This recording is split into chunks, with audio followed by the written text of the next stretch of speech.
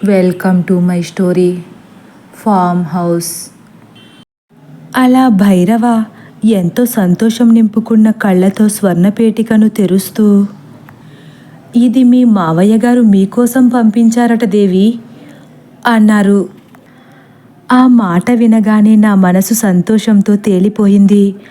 ఆతురతగా ఆ పేటిక వైపు చూస్తున్నాను. ఆ స్వర్ణపేటికలో ఎంతో అందంగా మెరిసిపోతున్న రత్నాలు పొదిగిన కంఠాభరణం, నాసికాభరణం కనిపించాయి. అవి నా కోసమే పంపించారా అన్న ఆశ్చర్యం నన్ను విడవడం లేదు. నిజానికి నాకు ఆభరణాలు ధరించడం కొత్త విషయమేమీ కాదు. కానీ నన్ను కోడలిగా అంగీకరించనన్న వారే నా కోసం ఆభరణాలు పంపించారనేసరికి ఎంతో ఆనందం. ఆ సంతోషంతోనే, నిజంగానే మహారాజు పంపించారా భైరవా?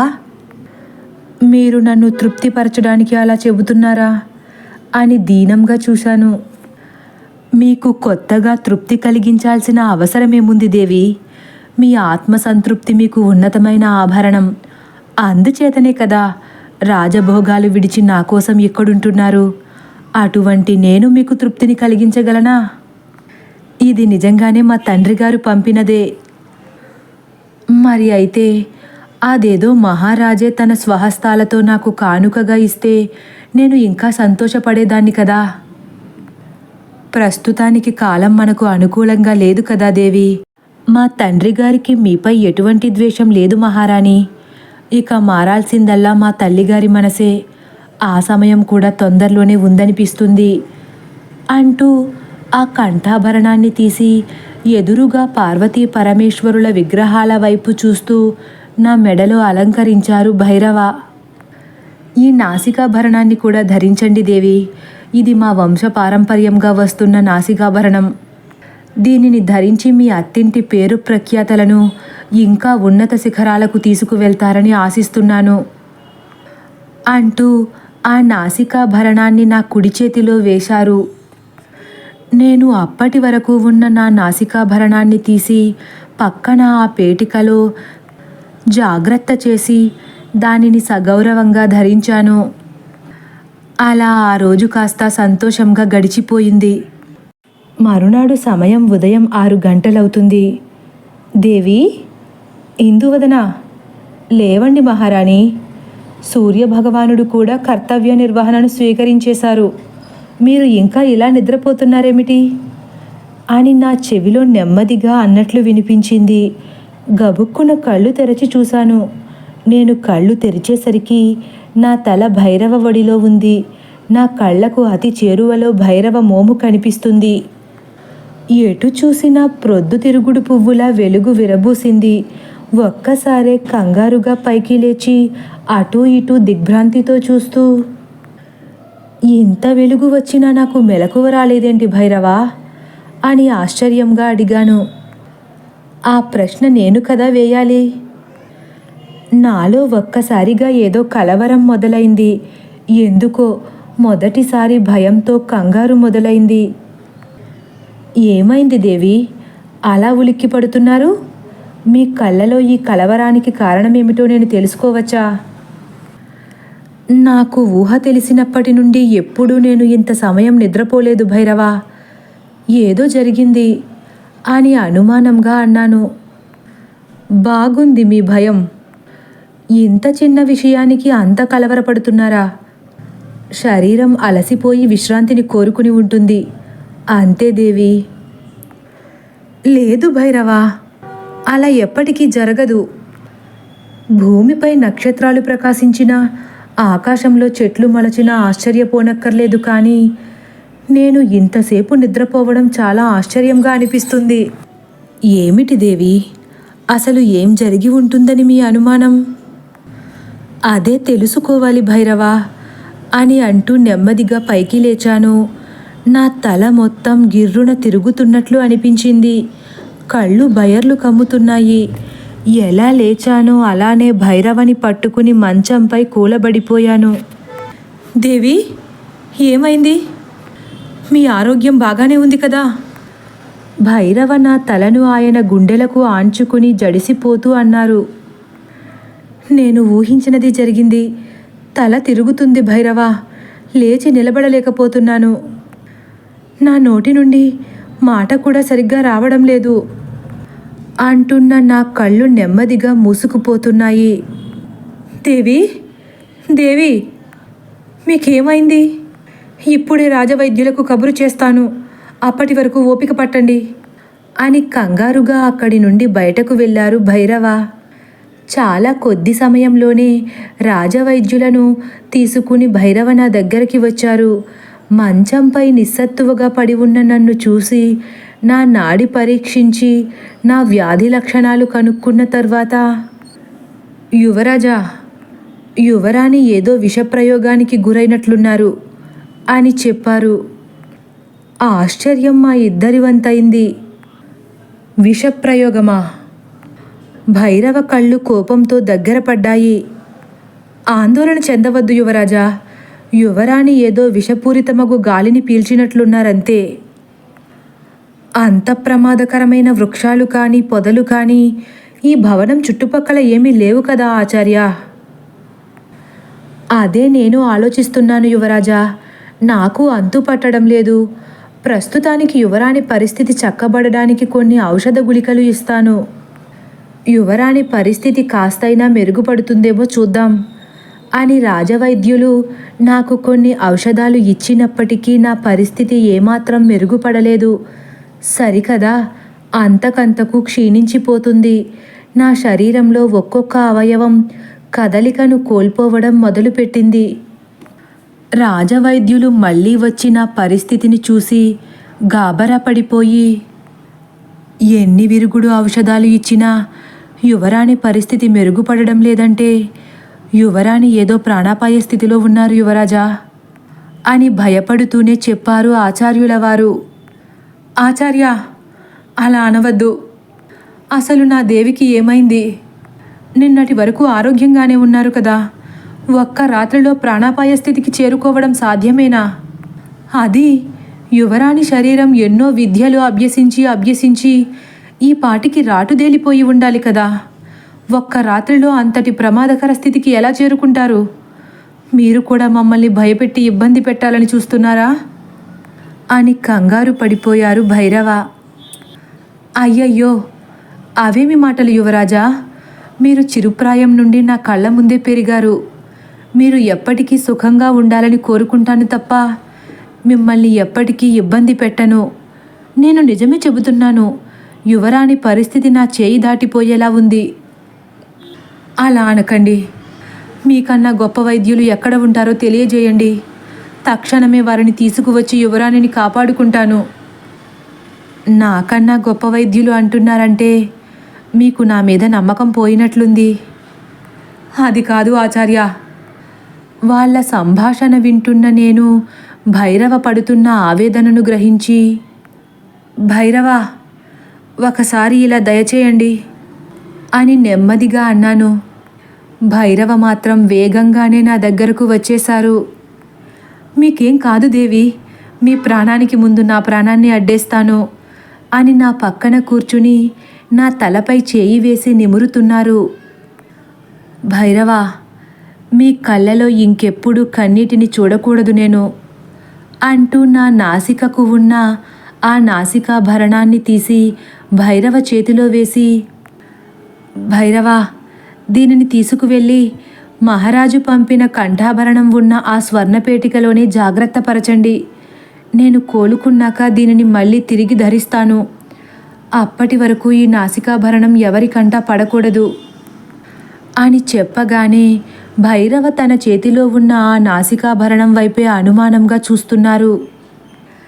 నాకేం కాదు యువరాజా, అది చాలా విలువైన ఆభరణం కదా, అందుకే జాగ్రత్త పరచమంటున్నాను అని మళ్ళీ అనగానే భైరవ ఇక మారు మాట్లాడకుండా ఆ నాసికాభరణాన్ని తీసుకువెళ్ళి ఆ స్వర్ణపేటికలోనే భద్రపరిచారు.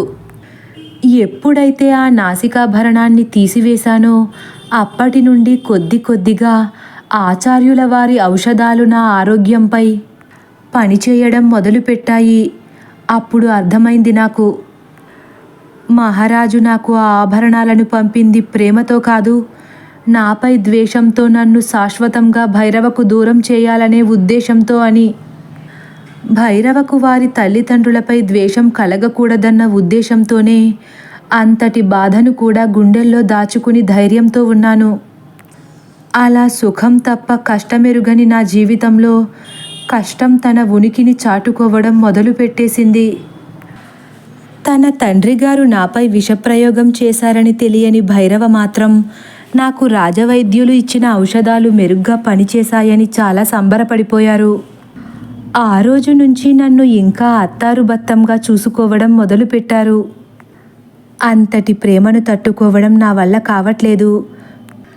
తండ్రిలో పాలన, తల్లిలో లాలన అన్నీ తానే అయిపోయారు. అప్పుడే నా మనసులో ఒక కలవరం మొదలైంది.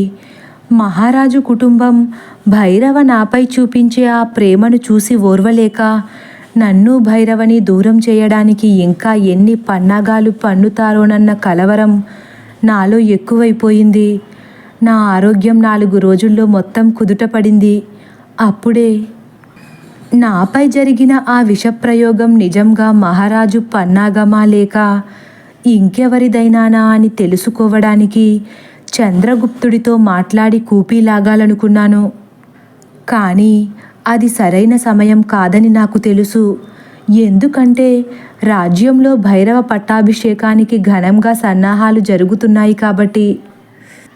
యువరాజు భైరవవర్మ చంద్రపురి సామ్రాజ్యానికి భార్యా సమేతంగా పట్టాభిషిక్తుడయ్యే అందరిలో సంతోషం వెల్లివిరుస్తుంది. కానీ భైరవను మాత్రం తెలియని అసంతృప్తి వెంటాడుతుందనిపిస్తుంది. అది నా గురించేనని నాకు తెలుసు. కానీ భైరవలో ఆ అసంతృప్తిని తీసివేయగలిగే శక్తి నాకు లేదని కూడా నాకు తెలుసు. భైరవ ఒక్కరి దృష్టిలో మాత్రమే నేను ఆయన రాణిని. తన మహారాణిగా నన్ను సంతోషంగా ఈ లోకానికి ప్రకటించాలనుకున్నారు భైరవ. కానీ మనం ఒకటి తలస్తే ఆ దైవం వేరొకటి తలచినట్లు మేము కలిసి ఉండడం అసాధ్యమని ఆ భగవంతుడు ఎప్పటికప్పుడు హెచ్చరిస్తూనే వస్తున్నాడు. అలా భైరవ పట్టాభిషేకం సుముహూర్తం రానే వచ్చింది. ఆ రోజు ఎన్నో రాజ్యాల నుంచి మహారాజులను, మహారాణులను, ప్రజలను ఆహ్వానించినప్పటికీ నాకు ఆహ్వానం పంపలేదు సరికదా. ఆ రోజు ఎట్టి పరిస్థితుల్లోనూ అంతఃపురంలో అడుగు పెట్టకూడదని నిషేధం విధించారు. వాళ్ళు చేసే పనులు నా మనసుని ఎంతో బాధిస్తున్నప్పటికీ పైకి మాత్రం భైరవ కోసం సంతోషంగానే నటిస్తున్నాను. ఆ రోజు అంతఃపురంలో యువరాజుకు పట్టాభిషేకం జరుగుతుంది. యావత్ రాజ్యమంతా పట్టాభిషేకం సంబరాల్లో మునిగిపోయారు. జయ జయధ్వానాలు, బాజాలు, భజంత్రీలు మిన్నంటేలా మోగుతున్నాయి. అవి వింటూ భైరవ పట్టాభిషేకాన్ని కళ్ళతో వీక్షిస్తున్నట్లు మురిసిపోతున్నాను. అప్పుడే వెనక నుంచి ఎవరో నా ముఖంపై ఒక వస్త్రం కప్పి నా 2 చేతులను అమాంతం వెనక్కి లాగి పట్టుకుని నన్ను ఎత్తుకుని ఎక్కడికో తీసుకువెళుతున్నారు. నేను విడిపించుకోవడానికి ఎంత ప్రయత్నిస్తున్నా నేను విడిపించుకోలేకపోతున్నాను. అప్పుడే నాకు అర్థమైంది, నన్ను తీసుకువెళ్తుంది ఒక్కరు కాదు అంతకన్నా ఎక్కువని. నేను విడిపించుకోవడానికి చాలానే ప్రయత్నిస్తున్నాను, కానీ వాళ్ళు నన్ను విడిచిపెట్టట్లేదు. నన్ను ఎక్కడికో మోసుకు వెళ్తున్నారు. వదలండి, ఎవరు మీరు? నన్ను ఎక్కడికి తీసుకువెడుతున్నారు అని నేను అడిగినా వాళ్ళెవ్వరి నోటి నుండి చిన్న శబ్దం కూడా బయటకు రావడం లేదు. వాళ్ళు నన్ను అలా తీసుకువెళుతుంటే నా మనసులో ఎన్నో భయాలు ఒక్కసారిగా గుమిగూడాయి. ఎవరు వీళ్ళు? వీళ్ళు ఆ దుర్మార్గుడు వజ్రకేయుడి అనుచరులు కాదు కదా? అయ్యుండొచ్చు. వాడు మాత్రమే ఇటువంటి అధర్మ కార్యాలకు పూనుకుంటాడు.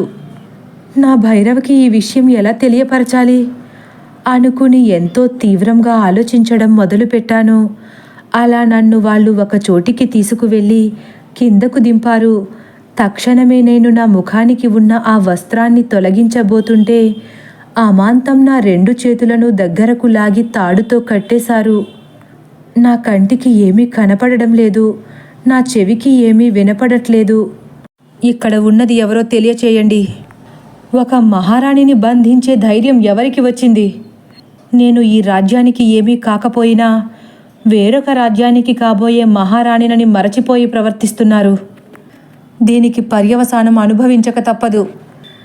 నన్ను మీరు ఇలా బంధించి తీసుకువచ్చారని మహారాజుకు తెలిస్తే మిమ్మల్ని ప్రాణాలతో బ్రతకనివ్వరు అని ఆ చోటంతా కలియ తిరుగుతూ అన్నాను.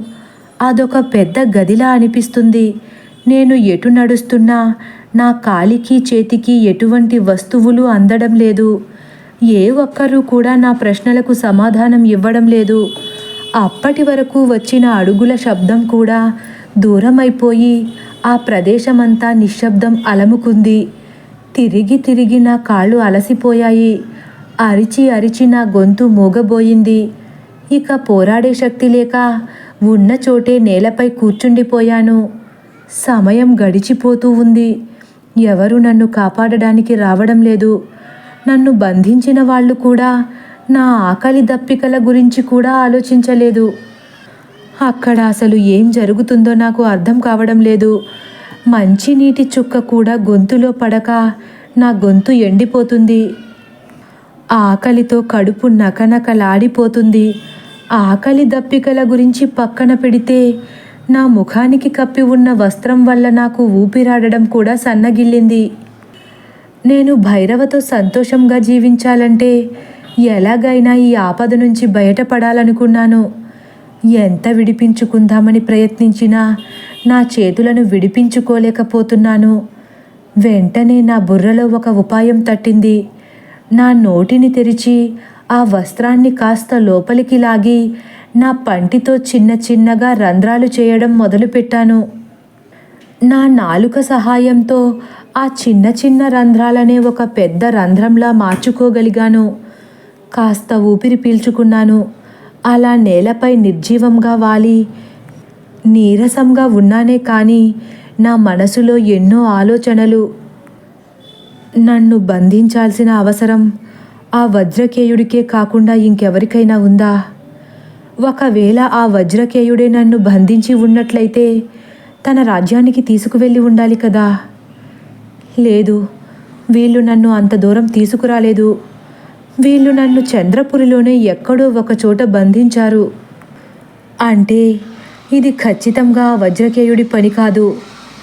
అయితే ఇది మహారాజు దంపతులు పన్నిన వేరొక పన్నాగమై ఉంటుందా? ఖచ్చితంగా అదే అయి ఉంటుంది. వాళ్ళు పెట్టిన షరతులు అన్నింటికీ ఒప్పుకున్నా కూడా వారికి నాపై చంపేంత పగ ఎందుకు పెరిగింది? నేను వారికి చేసిన ద్రోహం ఏమిటి? వారి పుత్రుడు కోరిన కోరికను తీర్చడమేనా నేను చేసిన తప్పు? వారి పన్నాగం తెలుసుకుని భైరవ నన్ను కనిపెట్టగలరా? ఒకవేళ తెలుసుకుంటే భైరవ ఎప్పటికీ వారిని క్షమించరు. తెలుసుకోకపోతే మా కలయిక అసంభవం. నేను ఇష్టపడి వివాహమాడిన వ్యక్తితో కలిసి ఉండడానికి ఇన్ని కష్టాలు అనుభవించాలా? ఈశ్వరుడు ఆడుతున్న ఈ నాటకంలో మా ప్రేమ కాలగతిలో కలిసిపోవలసిందేనా? తదుపరి భాగం కోసం వేచి ఉండండి. ఒకవేళ నా కథ కానీ మీకు నచ్చినట్లయితే లైక్ చేసి సబ్స్క్రైబ్ చేయడం మర్చిపోకండి. Thank you for watching.